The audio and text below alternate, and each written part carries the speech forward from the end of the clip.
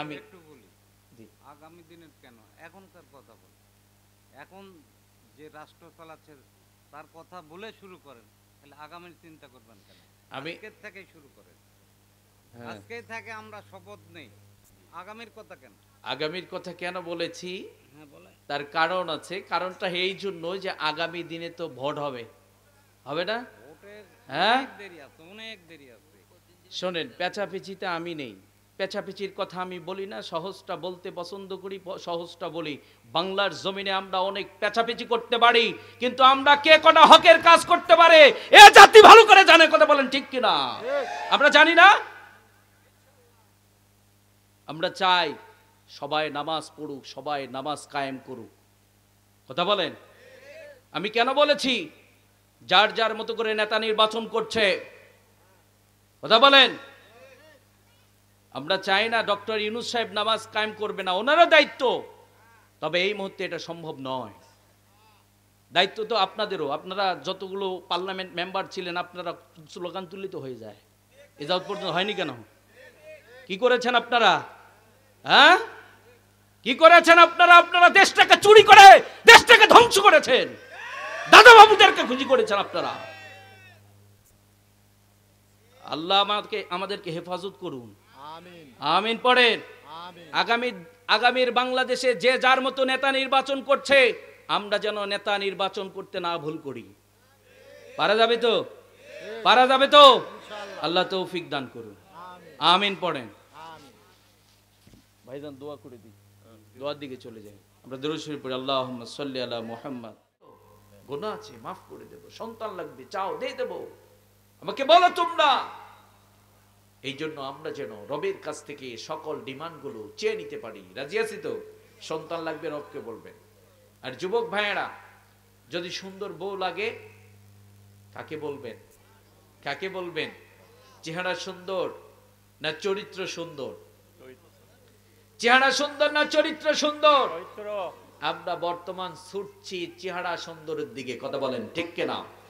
নারী হচ্ছে শান্তির কারখানা। একটু যদি গল্প করি কষ্ট হবে না তো? এখন বাঙালি শুধু সুর আর ভাইরাল। যদি বক্তা সুর থাকে তাহলে ঠিক আছে, ওয়াজ হচ্ছে একটা। আর যদি ভাইরাল বক্তা হয়, যুবকরা তো কথাই নেই, ঢল। বুঝতে পেরেন তো? নারীরা হচ্ছে শান্তির কারখানা। পুরুষ সারাদিন পরিশ্রম করে যখন বাড়িতে প্রবেশ করবে, স্ত্রী যদি উত্তম স্ত্রী হয়, নেককার পরহেজগার হয়, তাহলে স্বামী তার আচরণে যত ক্লান্তি ছিল সব দূর হয়ে যায়। কথা বলেন। আমরা কি অনুভব করি না? যখন বাড়িতে ঢুকেছেন, আপনার স্ত্রী সুন্দর আচরণ করছে, সুন্দর কথা বলছে, দেখবেন মনে হচ্ছে নিজে ধন্য হয়ে গেছি। কথা বলেন। আর এমন আমাদের বোন আছে, স্বামীর সাথে এমন রূঢ় আচরণ করে, এমন রাগান্বিত ভাব দেখায়। স্বামী সারাদিন পরিশ্রম করে যখন বাড়িতে যায়, বাড়িতে বেচারা ক্লান্ত শ্লান্ত দেহ নিয়ে প্রবেশ করেছে। প্রবেশ করার সাথে সাথেই দেখবেন তোমার ছেলে এটা করেছে, এটা নেই, ওটা নেই, এটা হবে না, ওটা হবে না। একটা পর্যায়ে বেচারা কয় লাঠি কই, কি কই। কিন্তু আমাদের বোনদের উচিত হবে স্বামীর জন্য আপনার ঘরটাকে শান্তির নীড় বানিয়ে রাখুন। কেন অভিযোগ করছেন আপনি যে আপনার স্বামী আপনাকে দেখতে পারে না, ভালো কথা বলেন, আপনাকে প্যার করে না? কেন প্যার করবে? আপনি যেমনটি করে অভিযোগ করছেন যে আমার স্বামী তার ভাবির সাথে সুন্দর সুন্দর ভাষায় কথা বলে, আমার সাথে সুন্দর ভাষায় কথা বলে না। আপনি তো আপনার স্বামীকে রাগান্বিত ভাব দেখান, স্বামীকে রাগ করান, স্বামীর সাথে মুখে মুখে তর্ক করেন। জেনে রাখবেন, যেই মেয়ে স্বামীর মুখে মুখে তর্ক করে, পুরুষ না আর যাই হোক না কেন, যে মেয়ে তর্ক করে তাকে সহ্য করতে পারে না। বাংলার জমিনে এখন আমাদের বোনেরা তর্ক কম করে না বেশি করে? তর্ক কম করে না বেশি করে? হুজুর কনকিডা। এখন তো এমন অবস্থা, মাঝে মধ্যে স্ত্রীরা লাঠিলে স্বামীর দৌড়ানি দেয়।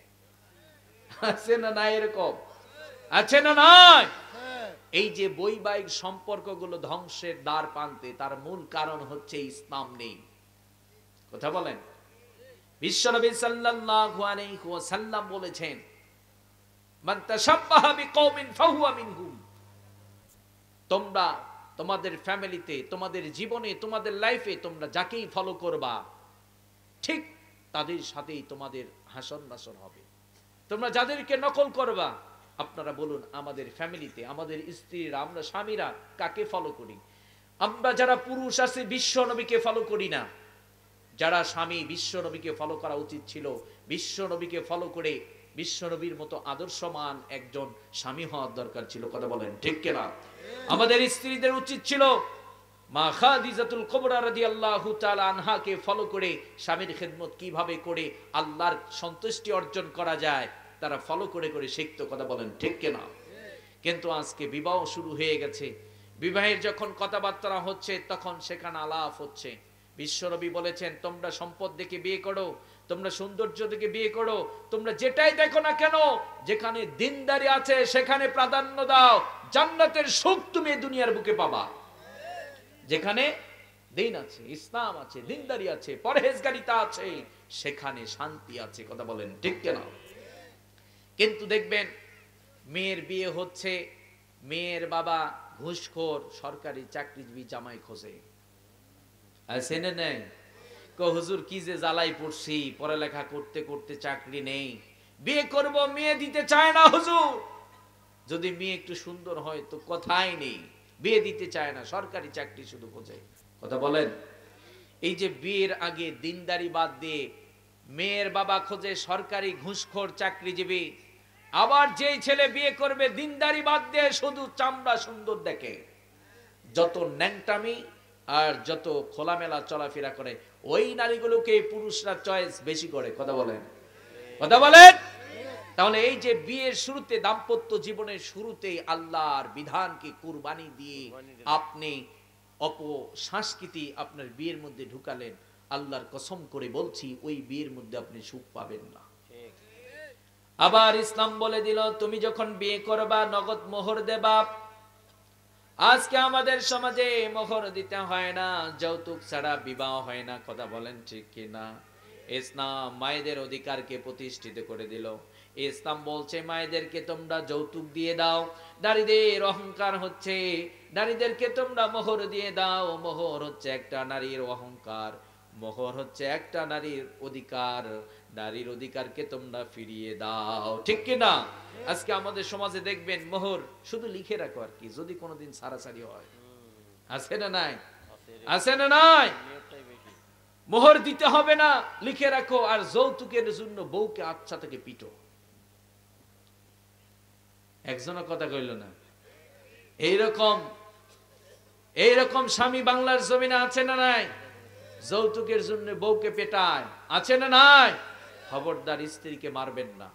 আমাদের সমাজের মধ্যে আজ বৈবাহিক সম্পর্কগুলো ধ্বংসের দ্বার প্রান্তে। আবার অনেক শ্বশুর শাশুড়ি আছে ছেলের বউকে সহ্য করতে পারে না, আছে না নাই? আবার অনেক মেয়ে আছে তার শ্বশুর শাশুড়িকে সহ্য করতে পারে না, আছে না নাই? তবে একটা কথা মাথায় রাখবেন, যেখানে ইনসাফ নেই সেখানে জুলুম থাকে। কি থাকে? আপনি আপনার মায়ের অধিকারকে দিয়ে দেন, আর আপনার স্ত্রীকেও এটা বিশ্বাস করতে হবে, এটা মাথায় রাখতে হবে, আমার স্বামীর মা, তার মানে তার মায়ের পায়ের নিচে তার জান্নাত। মায়ের হক আছে, মাকে সে খাওয়াবে, পড়াবে, মায়ের সে সেবা করবে, বউ বাধা দিতে পারবে না। কথা বলেন।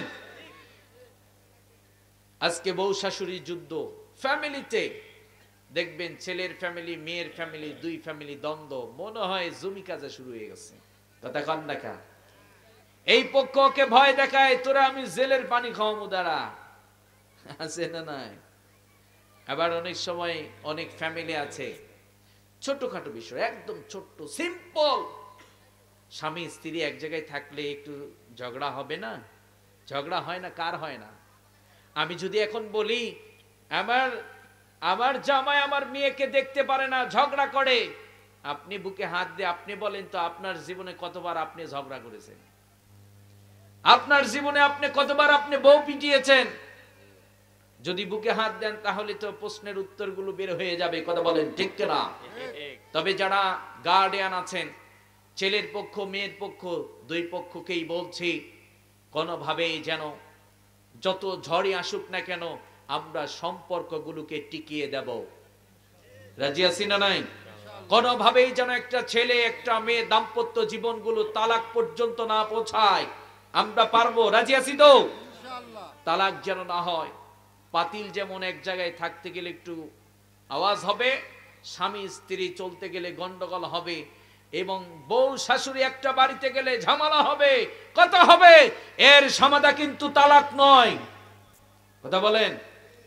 আপনি কিভাবে এটা বিশ্বাস করতে পারেন আপনার মেয়েকে এক বাড়ি থেকে ছাড়িয়ে নিয়ে একটা ছেলের কাছ থেকে তালাক দিয়ে নিয়ে আরেকটা জায়গায় বিয়ে দেবেন, সেখানে সুখী হতে পারবে? এটা কিভাবে বিশ্বাস করেন আপনি? কথা বলেন। বরং তালাক নয়, ছেলের কাছ থেকে কেড়ে নেবেন না। স্বামী স্ত্রীকে রাখতে চায়, দেখবেন অনেক ভাই আছে বড্ড কষ্টে আছে, আমাদের যুবক ভাইয়েরা বিয়ে করেছে, বাচ্চা কাচ্চা হয়ে গেছে, কষ্ট পাচ্ছেন আপনারা? এগুলো বাস্তবতা, এগুলো সমস্যা, এগুলো দূর করতে হবে। কোরআন এবং সুন্নাহ ঢুকিয়ে দেন, ইনসাফ ঢুকিয়ে দেন। ইনসাফ থাকলে দেখবেন আর গন্ডগোল হবে না। অনেক যুবক ভাই বিয়ে করেছে, বউ তার শাশুড়ি শ্বশুরির সাথে হচ্ছে না।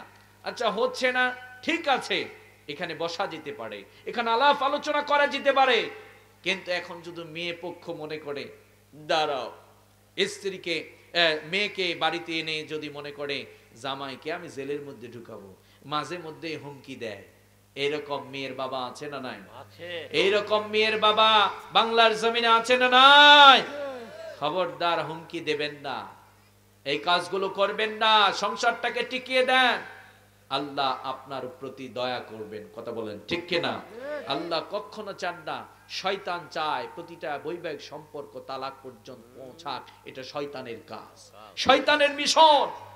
আর যদি বাচ্চা কাচ্চা হয়ে যায়, আমি অনুরোধ করে বলবো, ছেলের গার্ডিয়ানদেরকে বলবো, মেয়ের গার্ডিয়ানদেরকে বলবো, একটা ছেলে একটা মেয়ে বিয়ে করেছে, দাম্পত্য জীবন চলছে, একটু গন্ডগোল হয়েছে, ঝগড়া হয়েছে, কিন্তু দুইজনে একটা বাচ্চা আছে, বাচ্চাটাকে মা হারা করবেন না, বাচ্চাটাকে বাবার কাছ থেকে কেড়ে নেবেন না। গন্ডগোল হতে পারে, প্রয়োজনে শাসন করা যেতে পারে, কিন্তু না, কেড়ে নেবেন না। দুনিয়াতে আপনি একজনের প্রতি জুলুম করছেন, আপনার প্রতি একজন জুলুম করবেন, তিনি কে? তিনি কে? এই জন্য দাম্পত্য জীবনগুলো আমরা টিকিয়ে দেব।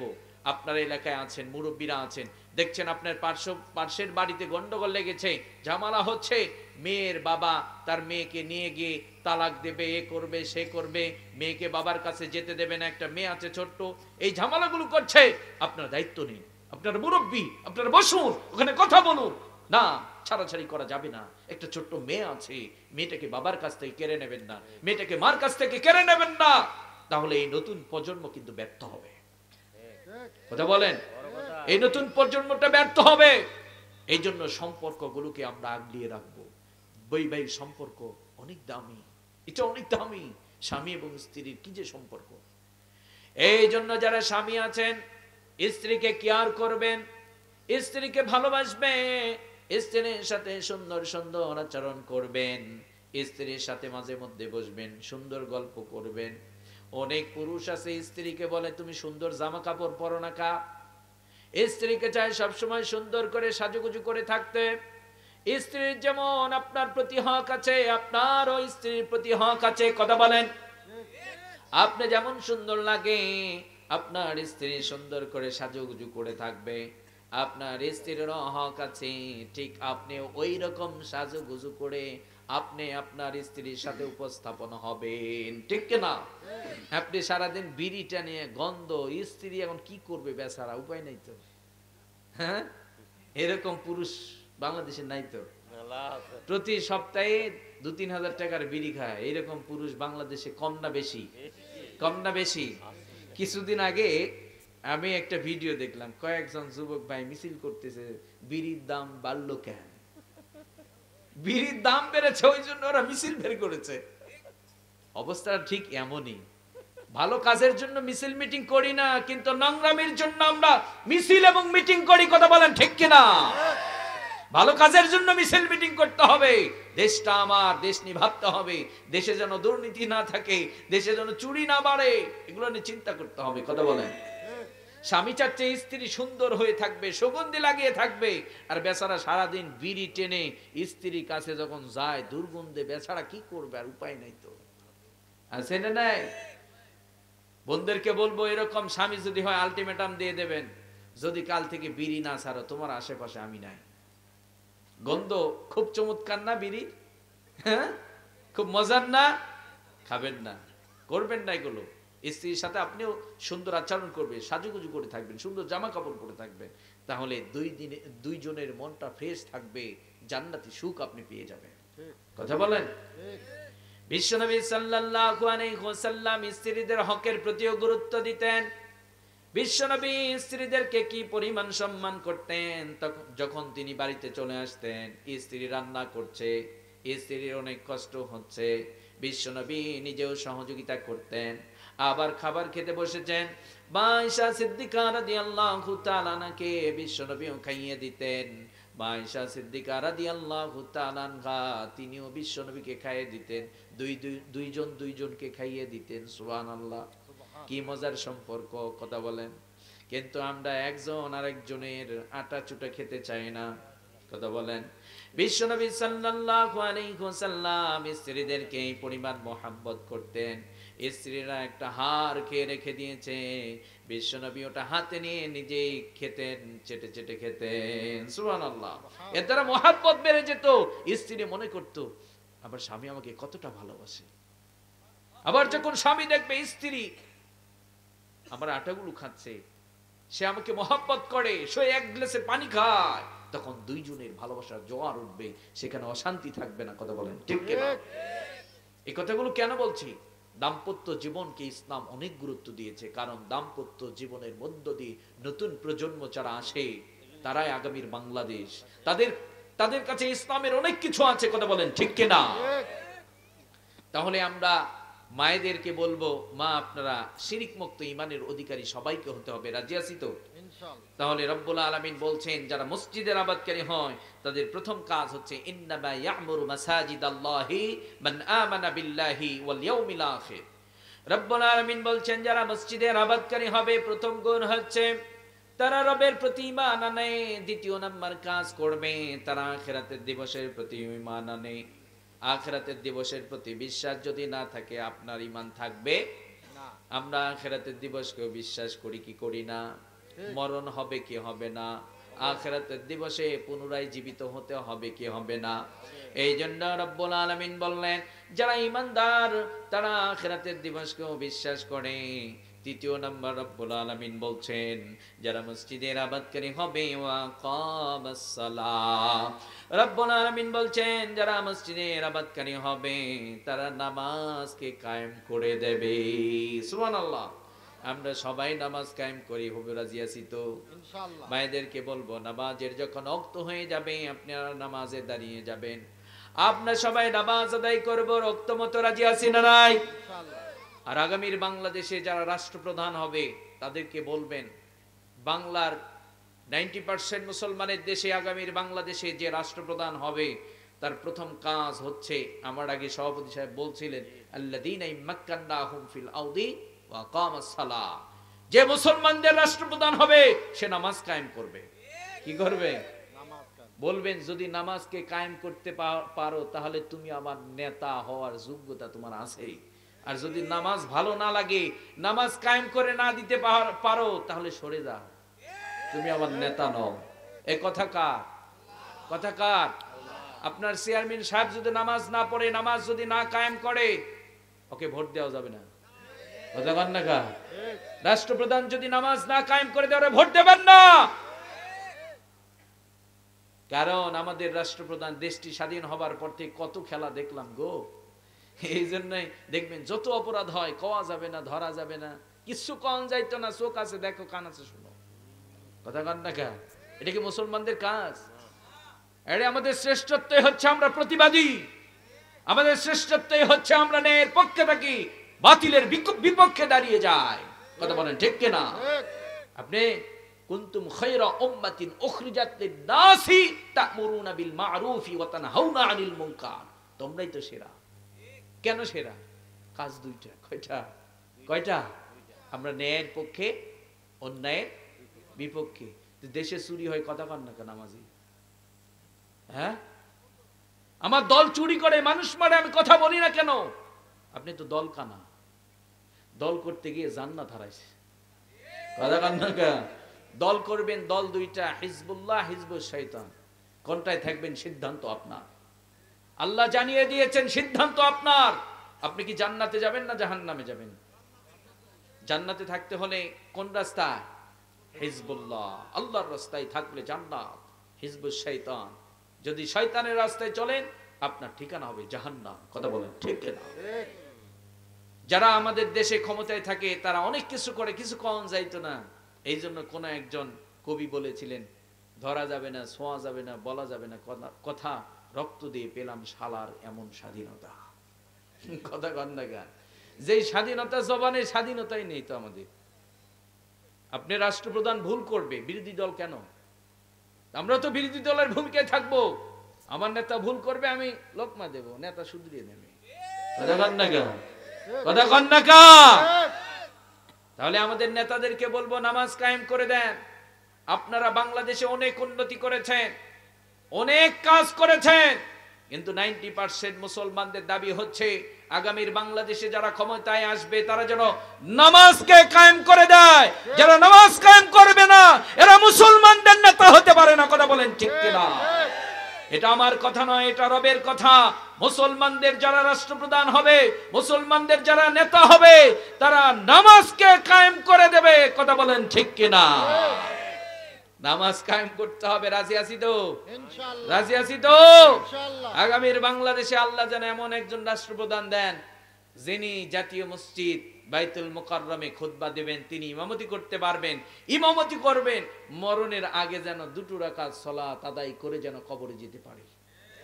এই রাষ্ট্রপ্রধান নিজেও জান্নাতে যাবে, আমাদেরকেও জান্নাতে নেবে। কথা বলেন ঠিক কিনা?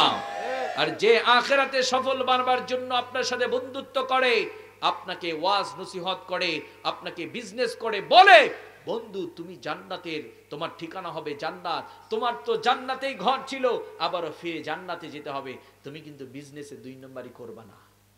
যদি কোনো লোক বলে, কোনো বন্ধু বলে, সেই আপনার প্রকৃত বন্ধু। কারণ সে চায় আমার বন্ধু যেন আখিরাতে সে বিপদের মধ্যে না পড়ে। কথা বলেন ঠিক কিনা? তাহলে মসজিদের আবাদকারী যারা হয় তাদের 3য় নাম্বার বৈশিষ্ট্য কি? তারা নামাজকে ওয়াকামাস সালাহ, তারা নামাজকে কায়েম করে দেয়। কিন্তু আমরা মসজিদ নির্মাণ করি, মসজিদের জন্য কালেকশন করি, কিন্তু মসজিদে মুসল্লি নামাজ পড়ে না। আছে না নাই? আছে না নাই? আমরা যেন সবাই নামাজ কায়েম করতে পারি। আল্লাহ তৌফিক দান করুন। সবাই পড়েন আমিন। সম্মানিত ভাইয়েরা আমার, 12টা পার হয়ে গেছে।